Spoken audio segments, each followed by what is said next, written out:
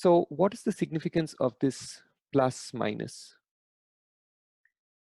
This determines which way the wave is traveling.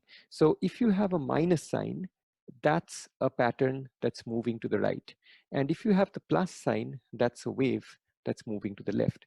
Now, in general, any function of the type which has a constant multiplied by x plus or minus constant multiplied by t, any function like this represents a traveling wave, a traveling pattern. What do I mean by that? What I mean by that is that if I have any function like this, like suppose I make up a function y is equal to 5x, just 5x plus 70 or something like that.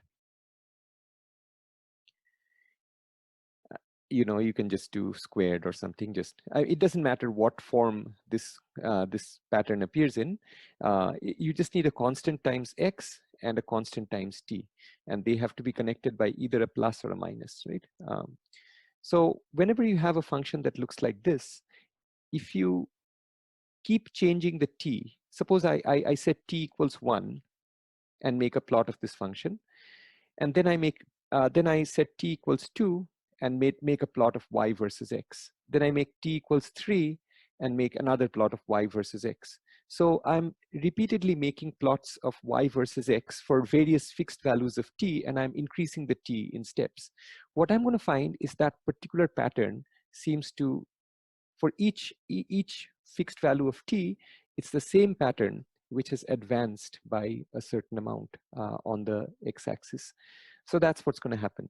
So any function which has this particular combination, a constant multiplied by x and a constant multiplied by t, and they're connected by either a plus or a minus, represents a traveling pattern. And I'll just show you an example of that. And if you have a plus, then the pattern will move along the negative x-axis, and if you have a minus, the pattern will move along the positive x-axis. So I'm going to illustrate that in just a moment. I'll just show you one other fact regarding waves. So we have seen that k is equal to 2 pi divided by lambda. So this is the wave number. And we've seen that omega is equal to 2 pi divided by capital T, the time period. Can you figure out what is omega divided by k? Try this on your own first and see if you can come up with the answer, and see if you can interpret what that answer means.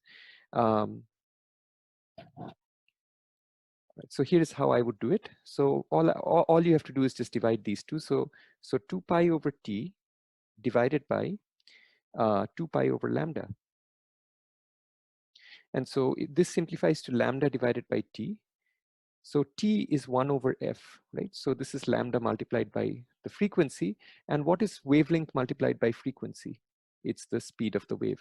So another formula for the speed of a wave, which you have seen if you covered chapter 15 in physics 1, is v is equal to omega divided by k, right? So the ratio of omega and k is also the speed of the wave.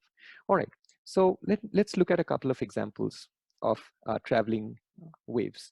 So I'm going to switch to my desktop.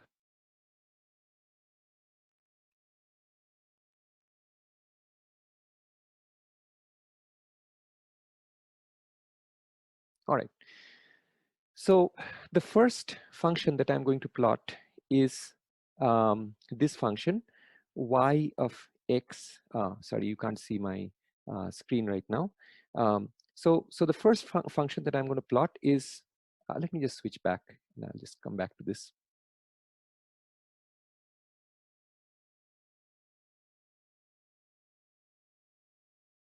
Yeah, so the first function that I'm going to plot is this one.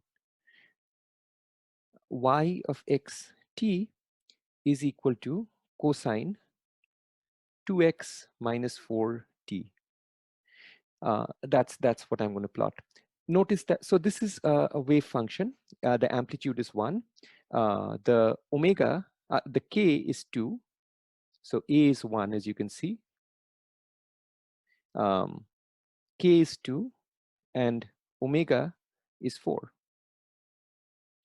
Okay, omega divided by k would be the speed of the wave. So the speed of the wave would be omega divided by k, right? So it's going to be 2. If we are working in SI units, that would be 2 meters per second.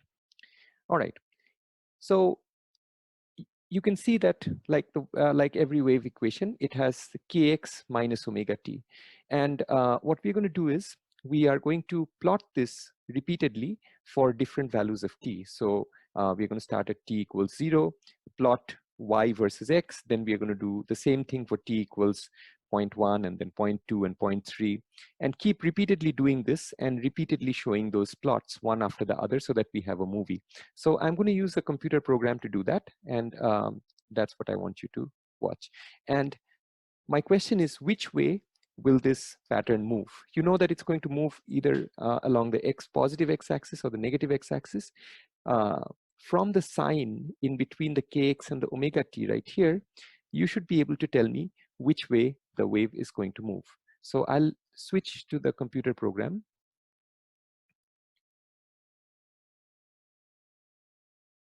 All right, so let's give this a try.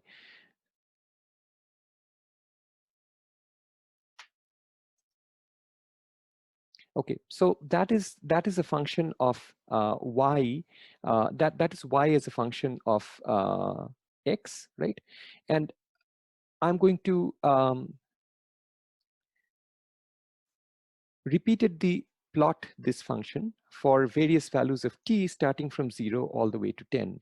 And the program is going to do this automatically. It is just going to repeatedly keep plotting for t equals, in very short intervals, t equals 0.01, 0.02, all the way up to 10, and keep showing those plots so we can see how they're changing. So here goes. So as you can see, this entire pattern is moving to the right.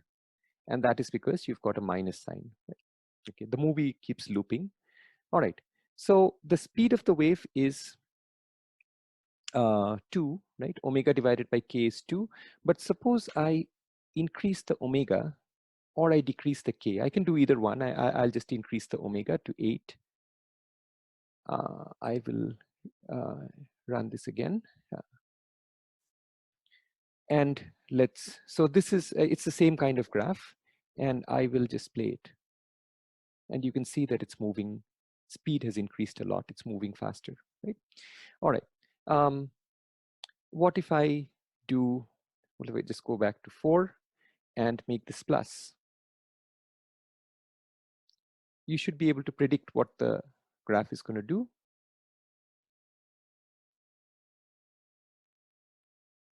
It's moving to the left. That makes sense? All right. Now, let's try a different function. So the next function that I'm going to try is e to the power of minus 2x plus 4t squared. So you can see that this function has the right combination, constant times x minus constant times t, but it's not inside a sine or a cosine, right? So this will not represent a wave, but it'll still be a traveling pattern because it has constant times x, kx minus omega t. And it will, moreover, it will also move to the right. So let's give that a try.